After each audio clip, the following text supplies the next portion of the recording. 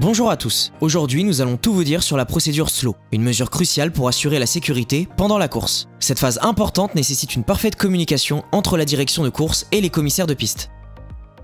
Lorsque l'ordre est donné par le directeur de course de neutraliser la course avec la procédure slow, les feux orange se mettent à clignoter au niveau de la ligne de départ. Les commissaires agitent les drapeaux jaunes, présentent les panneaux slow et allument le feu jaune et à tous les postes de surveillance. Ces signaux restent en place jusqu'à la fin de la neutralisation. Tous les karts en course doivent immédiatement se mettre en file derrière le kart de tête. Le dépassement est strictement interdit à ce stade. Le kart de tête doit respecter une allure modérée et régulière pendant les tours de neutralisation.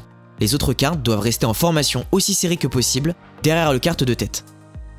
Lorsque le directeur de course décide de mettre fin à la neutralisation, les feux orange clignotants s'éteignent.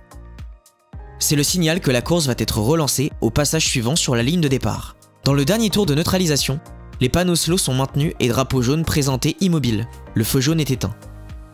Le directeur de course indique la reprise de la course en agitant un drapeau vert sur la ligne départ-arrivée. Les pilotes doivent cependant attendre d'être au niveau de la ligne jaune pour commencer à accélérer. Les drapeaux jaunes et panneaux slow sont retirés et remplacés par des drapeaux verts agités pendant un tour au maximum. La course reprend son cours normal jusqu'à son terme conformément à la procédure habituelle. Vous avez maintenant une compréhension complète et claire de la procédure slow. C'est une phase majeure pour garantir une sécurité optimale qui permet en outre d'assurer le bon déroulement de la compétition. Il est donc fondamental que toutes les parties concernées, directeurs de course, commissaires de piste et pilotes, respectent à la lettre cette procédure.